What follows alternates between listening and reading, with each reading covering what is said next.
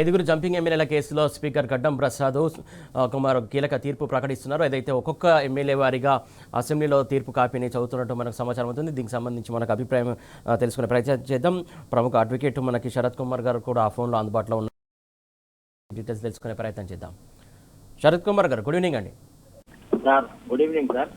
Sir, అయితే first అయితే ఈ తీర్పు కాపీకి సంబంధించి ఆన్లైన్లో పెడతారు, అసెంబ్లీ వెబ్సైట్లో పెడతారని చెప్పేసి ఏదైతే స్పీకర్ నుంచి వచ్చినటువంటి ఇన్ఫర్మేషన్ ఉంది. దాని కాకపోతే అలా కాకుండా స్పీకరే స్వయంగా ఇప్పుడు ఒక్కొక్కరిగా తీర్పు కాపీని చదువుతున్నటువంటి అంశం.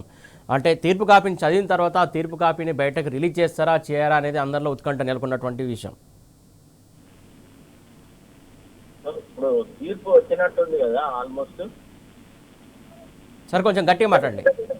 సార్, తీర్పు వచ్చినట్టుగా మనకు సమాచారం సార్. చెప్పండి. స్పీకర్ ఆల్రెడీ తీర్పు ఇచ్చాడు. తీర్పులో అందరి అనాథత పిటిషన్లు కొట్టేశాడు అని వేరే మిత్రులు చెప్తున్నారు సార్. అది నిజమా కాదా? ఫస్ట్ వాస్తవం చెప్పాలంటే అదైతే దానికి సంబంధించి మీరు చెప్తున్నట్టే ఆ లీక్లే బయటకు వస్తున్నటువంటి విషయం. దాని గురించి మీ అభిప్రాయం ఏంటి? మీరేమంటారు అసలు?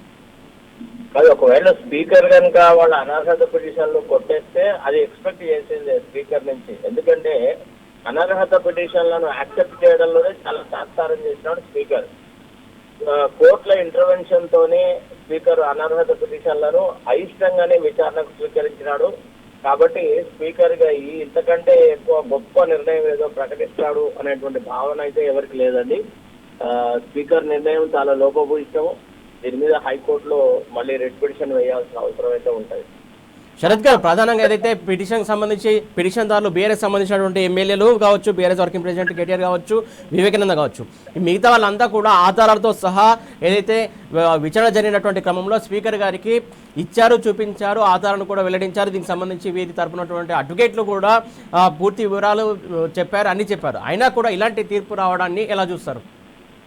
అంటే సార్, యాక్చువల్లీ ఇప్పుడైతే ప్రస్తుతానికి నా దగ్గర తీర్పు కాపీ లేదు కాబట్టి నేను ఇంతకంటే ఎక్కువగా స్పీకర్ ఆఫీస్ గురించి మాట్లాడము కరెక్ట్ గా.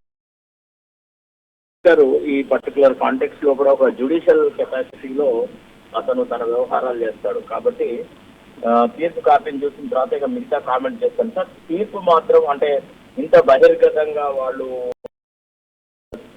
పార్టీ మార్చినాక కూడా వాళ్ళని ఒకవేళ స్పీకర్ అనర్హత ప్రకటించలేదు అని అంటే మరి స్పీకర్ తీర్పు ఏ మేరకు కరెక్ట్ అనేది ఆ తీర్పు పాఠం చూసాక నేను మాట్లాడలేదు. రైట్. 19వ తారీఖు కోర్టుకు సంబంధించి ఆ లోపు డెడ్ లైన్ పెట్టింది. ఆ డెడ్ లైన్ ముందే ఒక 2 రోజుల ముందే తీర్పును ఇలా వెల్లడించడం పట్ల మరి మీ అభిప్రాయం ఏంటి?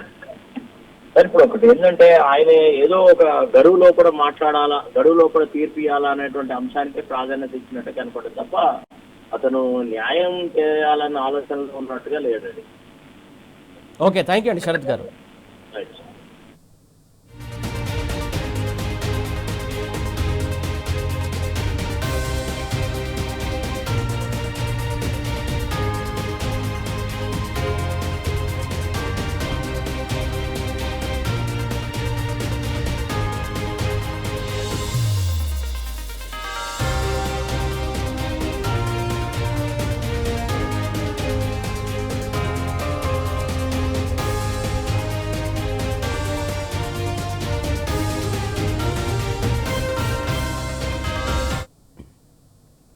5గురు జంపింగ్ ఎమ్మెల్యేల కేసులో ఊహించిందే జరిగింది.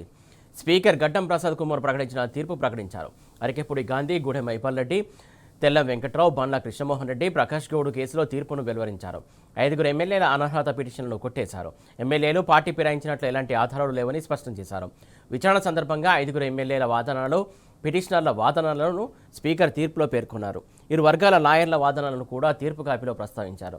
ఒక్కో ఎమ్మెల్యే తీర్పును విడివిడిగా పేర్కొన్నారు.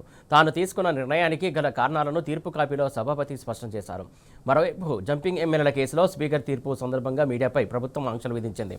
శాసనసభ ప్రాంగణంలోకి అనుమతిని నిరాకరించింది. దీంతో జర్నలిస్టులు ఆందోళనకు దిగారు. రేవంత్ సర్కార్ తీర్పుపై తీవ్ర నిరసన వ్యక్తం చేశారు. దీనికి సంబంధించి రివ్యూలు అందిస్తారు. రివ్యూస్ చెప్పడం మొత్తానికి ఏదైతే తీర్పు కూడా కంప్లీట్గా చెప్పినట్టు తెలుస్తుంది. దీనికి సంబంధించి డీటెయిల్స్ ఏంటి? 10 మంది ఫిరాయింపు ఎమ్మెల్యేలకు సంబంధించి ఒక ఉత్కంఠ నెలకొంది. కాంగ్రెస్ పార్టీలో పెరిగిన బీఆర్ఎస్ పార్టీ ఎమ్మెల్యేల భౌత్యం ఇప్పటికే 5 మందిది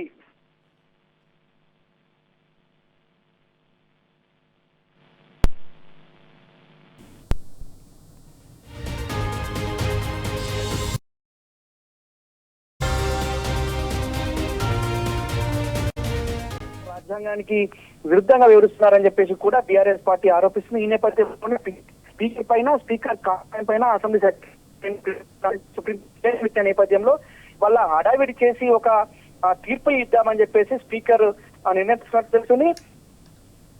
పూర్తిగా ఏ విధంగా ఉంటుంది స్పీకర్ కార్యాలయం ఏ విధంగా తీర్పు ఇచ్చింది అనే దానిపైన కొంత ఇంకా ఉత్కంఠత నెలకొంది. పూర్తిగా అసెంబ్లీ కార్యాలయాన్ని అసెంబ్లీ పరిసర ప్రాంతాలను గతంలో ఎన్నడూ లేని విధంగా ఇవాళ జర్నలిస్టులను సైతం లోపలికి అలో చేయడం లేదు. జర్నలిస్టులు పూర్తి ఆంక్షలు పెట్టారు. లోపలికి కేవలం పిటిషనర్లను మాత్రమే అనుమతిస్తున్నట్లు కూడా స్పీకర్ కార్యాలయం ఒక నోటీస్ ఇచ్చింది. అంటే ఎందుకోసము ఈ విధంగా చేస్తుంది, ఎవరి స్వలాభం కోసం ఈ విధంగా చేస్తుంది, స్పీకర్ కార్యాలయం ఎందుకు ఈ విధంగా గోప్యత కొనసాగిస్తున్న దానిపైన కొంత ఇంకా క్లారిటీ రావాల్సిన అవసరం ఉంది. ఖచ్చితంగా కాంగ్రెస్ ప్రభుత్వం ఒత్తిడి ఈ విధంగా పనిచేస్తుందా, లేదంటే కాంగ్రెస్ ప్రభుత్వం ఎందుకు ఈ విధంగా వివరిస్తుంది? స్పీకర్ కూడా రాజ్యాంగానికి లోబడి పనిచేయాలి. స్పీకర్ కూడా రాజకీయ పార్టీలకు ఖచ్చితంగా పనిచేయాల్సిన అవసరం ఉంది. ఏ రాజకీయ పార్టీకి కొమ్ముగాల్సిన అవసరం వివరిస్తున్న దానిపై కొంత ఇక క్లారిటీ రావాల్సిన అవసరం ఉంది. స్పీకర్ ఇప్పటికే స్పీకర్ సంబంధించిన విషయంలో సుప్రీంకోర్టును ఆశ్రయించింది BRS party working president KTR. సుప్రీంకోర్టులో వాదన సందర్భంగా అనేక అంశాలను కూడా బీఆర్ఎస్ పార్టీ పిటిషన్ పైన హైకోర్టు సుప్రీంకోర్టు సిజేఐ ధర్మాసనం ప్రశ్నించింది, అసహనం కూడా వ్యక్తం చేసింది. కానీ స్పీకర్ లో ఎలాంటి మార్పు రాలేదని చెప్పేసి కూడా న్యాయ నిపుణులు చెప్తున్నారు. అయితే ఎందుకు ఈ విధంగా వివరిస్తుంది, ఎందుకు గోప్యతగా వివరిస్తుంది అనే అంశం పైన ఇంకా క్లారిటీ రావాల్సిన అవసరం ఉంది. అయితే 5గురికి సంబంధించిన ఫిరాయింపు ఎమ్మెల్యేలకు సంబంధించిన ఒక వెబ్సైట్ లో పెడదామని చెప్పారు. మొదటగా ఆ వెబ్సైట్ ఏమైంది, ఇప్పటివరకు వెబ్సైట్ సంబంధించిన వెబ్సైట్ ఓపెన్ కావట్లేదు. ఒక్కొక్కరికి ఇండివిజువల్ గా స్పీకర్ తీర్పును చదివి వినిపిస్తున్నారని చెప్తున్నారు. ఆ స్పీకర్ చదివితే ఎందుకు బయటకు చెప్పడానికి ఇబ్బంది పడుతున్నారు? స్పీకర్ కార్యాలయం ఏ నిర్ణయం తీసుకున్నా ప్రజల కోసం తీసుకోవాలి. ప్రజల చేత ఎన్నుకోబడ్డ ఎమ్మెల్యేలు ఇవాళ పార్టీ ఫిరాయించారు కనుక పార్టీ ఫిరాయింపు ఎమ్మెల్యేలకు సంబంధించి ప్రజలకు తెలియజెప్పాల్సిన అవసరం ఉంది. ప్రజల కోసమే ఇవాళ ప్రజలు ఎన్నుకున్న ఎమ్మెల్యేలకే ఈ విధంగా తీర్పును ఎందుకు దాటవేసే ధోరణి చేస్తున్నారనే అంశం పైన ఇంకా క్లారిటీ రావాల్సిన అవసరం ఉంది. ఖచ్చితంగా ఇవాళ స్పీకర్ నిర్ణయం ఒక 5గురు ఎమ్మెల్యేలు కావచ్చు, ఇప్పుడు రానున్న రేపు మరో 3గురికి సంబంధించిన తీర్పు వెలువరించిన నేపథ్యం వీళ్ళు ఒక ఉత్కంఠ అయితే కొనసాగుతుంది. ఈ 8 మంది ఎమ్మెల్యేలకు సంబంధించిన విచారణ పూర్తయిన నేపథ్యంలో మరో 2 విచారణ ఎప్పుడు చేస్తారు, ఎందుకు వారి జాప్యం చేస్తారనే అంశం పైన కూడా కొన్ని అనుమానాలు వ్యక్తం చేస్తున్నారు న్యాయ నిపుణులు.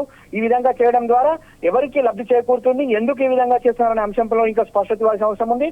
ఖచ్చితంగా స్పీకర్ కార్యాలయం ప్రతిదీ కూడా బహిర్గతం చేయాల్సిన అవసరం అయితే స్పష్టంగా ఉంది. కానీ ఇవాళ స్పీకర్ కార్యాలయం వివరిస్తున్న తీరు కొంత ఇబ్బందికరంగా ఉందని చెప్పేసి కూడా అక్కడ ఉన్న సీనియర్ జర్నలిస్ట్ చెప్తున్నారు. స్పీకర్ కార్యాలయం ఈ విధంగా వివరించడం కరెక్ట్ కాదని చెప్తున్నారు. ఖచ్చితంగా న్యాయ నిపుణులతో చర్చించి సుప్రీంకోర్టులో సైతం దీనిపై ఇప్పటికీ పిటిషన్ వేసిన నేపథ్యం దీనిపై కూడా చెప్తామని చెప్పేసి కూడా బీఆర్ఎస్ పార్టీ చెప్తున్న పరిస్థితి కనిపిస్తుంది. ఖచ్చితంగా రాజ్యాంగానికి లోబడే స్పీకర్ వివరించాల్సిన అవసరం ఉంది. రాజ్యాంగానికి లోబడే స్పీకర్ కార్యాలయం పనిచేయాల్సిన అవసరం ఉంది. కానీ వాళ్ళ రాజ్యాంగానికి విరుద్ధంగా, చట్టానికి విరుద్ధంగా ఎందుకు పనిచేస్తున్నారని చెప్పాల్సిన అవసరం అయితే స్పీకర్ కార్యాలయానికి స్పష్టంగా చెప్పాల్సిన బాధ్యత ఉంది. ఇవాళ ఈ 5 మంది తీర్పు విషయంలో ఎందుకు జాప్యం చేస్తున్నారు, ఇవాళ తీర్పు ఏ విధంగా ఉండబోతుంది అనే దానిలో కొంత ఉత్కంఠ అయితే నెలకొంది. 5గురికి సంబంధించి పాజిటివ్ గా అంటే వారికి అనుకూలంగా ఇచ్చినా చెప్పాల్సిన బాధ్యత స్పీకర్ కార్యాలయం పైన ఉంది. ఒకవేళ స్పీకర్ కార్యాలయం వారికి అనుకూలంగా ఇస్తే ఖచ్చితంగా ఒకవేళ ఇతర వారి పైన కూడా ఇది కొంత ప్రభావం చూపే అవకాశం ఉన్న నేపథ్యంలో అందుకు విధంగా దాటవేసే ధోరణి కనబడుతున్నారా, లేదంటే ఇంకేదైనా కారణం ఉందా అనే దానిపైన కూడా కొంత స్పష్టత ఇవ్వాల్సిన అయితే అవసరం అయితే స్పీకర్ కార్యాలయం పైన ఉంది. అయితే 5గురికి సంబంధించిన విచారణ పూర్తయిన నేపథ్యం 8 మంది విచారణ పూర్తయింది. 5గురు తీర్పు ఇవాళ వెలువరిస్తామన్న నేపథ్యంలో విడివిడిగా చదివి వినిపిస్తున్నారని తెలిసింది. ఆ వెబ్సైట్ కాపీ అంటే వినిపించి కూడా అయిపోయింది. ఆ వెబ్సైట్ కాపీ ఎందుకు ఇప్పటికీ ఇంకా ఇవ్వలేకపోతున్నారు అనే దానిపైన కొంత అనుమానాలు అయితే వ్యక్తం చేస్తున్నారు న్యాయ నిపుణులు. సురేష్ లేదు, ప్రధానంగా ఏదైతే 5గురికి సంబంధించినటువంటి ఎమ్మెల్యేలకు సంబంధించి ఏదైతే పిటిషన్ కొట్టేసినట్లు కొన్ని వార్తలు వస్తున్నాయి, అది ఎంతవరకు వాస్తవం? అదే ఏదైతే కాంగ్రెస్ ప్రభుత్వం కాంగ్రెస్ పార్టీ ద్వారా గెలిచిన అతనే ఇవాళ స్పీకర్ గా కొనసాగుతున్నారు కాబట్టి కాంగ్రెస్ పార్టీ ఒత్తిడి చేసింది అనేది కొంత వాదనలు పిస్తున్నాయి. ఖచ్చితంగా 5గురికి ఎవరైతే తీర్పు ఉందో అది డిస్మిస్ చేస్తారని చెప్పేసి కూడా మొదటి నుంచి న్యాయ నిపుణులు చెప్తున్నారు. ఖచ్చితంగా డిస్మిస్ చేసి దీనిపైన సుప్రీంకోర్టు తలుపు తడతాం, ఖచ్చితంగా సుప్రీంకోర్టుకి వెళ్తాం. సుప్రీంకోర్టు ఇప్పటికే డిఫెక్షన్ లా అమలు చేసిన అవసరం స్పీకర్ పైన ఉంటుంది. ఖచ్చితంగా వీరు పార్టీ ఫిరాయించినట్లు ఆధారాలు ఉన్నాయి. పార్టీ ఫిరాయింపుకు సంబంధించిన అన్ని ఆధారాలు కూడా ఇప్పటికే సుప్రీంకోర్టుకు సమర్పించారు, స్పీకర్ కార్యాలయం సమర్పించారు. కానీ ఈ విధంగా చేసినప్పుడు రాజకీయ ఒత్తిడిలో భాగమని స్పష్టంగా తెలిసిపోతుంది. రాజకీయ ఒత్తిళ్లకు లొంగితే స్పీకర్ రాజ్యాంగానికి లోబడి పనిచేయనట్లే అని చెప్పేసి కూడా గతంలో సుప్రీంకోర్టు ధర్మాసనం చెప్పిన నేపథ్యంలో ఆ దిశగా ఖచ్చితంగా సుప్రీంకోర్టుకు మళ్ళీ బీఆర్ఎస్ పార్టీ వెళ్తుంది. సుప్రీంకోర్టులో న్యాయం గెలుస్తుంది, ధర్మం గెలుస్తుంది చెప్పేసి ఇప్పటికే సుప్రీంకోర్టు బీఆర్ఎస్ పార్టీ సుప్రీంకోర్టు ఆదేశాల మేరకు ఇవాళ హడావిడిగా ఈ విధంగా చేశారనేది కూడా స్పష్టంగా చెప్పుకోవచ్చు. అందుకు లోబడి ఇవాళ తీర్పిచ్చారు కాబట్టి ఖచ్చితంగా సుప్రీంకోర్టును బీఆర్ఎస్ పార్టీ మళ్ళీ ఆశ్రయిస్తుంది. ఖచ్చితంగా డిఫెక్షన్ లా అమలు చేస్తుంది సుప్రీంకోర్టు. గతంలో కూడా చెప్పింది స్పీకర్ ఒకవేళ నిర్ణయం తీసుకోకపోతే మేమే నిర్ణయం తీసుకోవాల్సిన అవసరం ఉంటుందని చెప్పేసి కూడా సిజే ధర్మాసనం చెప్పిన నేపథ్యంలో దీనిపై ఒక క్లారిటీ అయితే సుప్రీంకోర్టులో రానుంది. ఖచ్చితంగా ఇప్పటికే ఏదైతే కంటెంప్ట్ సుప్రీంకోర్టుకు సంబంధించిన కంటెంప్ట్ కేసు ఇప్పటికే మళ్ళీ ఫైల్ చేసింది BRS party, working president KTR. ఆ ఫైల్ కి సంబంధించి ఎల్లుండి పిటిషన్ విచారణ రానుంది. ఆ విచారణలో భాగంగా ఇది కూడా ప్రస్తావించే అవకాశం స్పష్టంగా కనిపిస్తుంది. ఖచ్చితంగా సుప్రీంకోర్టు ఏదైతే గతంలో జరిగిన డిఫెక్షన్ సంబంధించిన ఎమ్మెల్యే సంబంధించి ఉందో అవన్నీ కూడా దీనికి అప్లికేబుల్ అయితే కాబట్టి ఆ దిశగా బీఆర్ఎస్ పార్టీ న్యాయ పోరాటం చేస్తుందని చెప్పేసి కూడా బీఆర్ఎస్ పార్టీ స్పష్టంగా చెప్పింది. ఇప్పటికే మహారాష్ట్రకు సంబంధించిన ఉదంతం కావచ్చు, గోవాకు సంబంధించిన ఉదంతం కావచ్చు, మొన్న వెస్ట్ బెంగాల్ సంబంధించిన ఉదంతం కూడా ఒక ముకుల్ రాయ్ అనే ఎమ్మెల్యే బీజేపీలో గెలిచారు. బీజేపీలో గెలిచిన తర్వాత టీఎంసీలో జాయిన్ అయ్యారు. అతనికి పిఎస్సీ చైర్మన్ ఇచ్చారు. వారు అక్కడ న్యాయ పోరాటం చేశారు. హైకోర్టు అతన్ని డిస్క్వాలిఫై చేసింది. ఆ అన్ని తీర్పులను కూడా వాళ్ళ కోడ్ చేస్తూ మళ్ళీ సుప్రీంకోర్టుకి వెళ్లే అవకాశం స్పష్టంగా ఇస్తూ సుప్రీంకోర్టులో ఖచ్చితంగా న్యాయం గెలిచే ఆస్కారం ఉందని చెప్పేసి కూడా న్యాయ నిపుణులు చెప్తున్న పరిస్థితి కనిపిస్తుంది. Kumar, Suresh. Thank you level.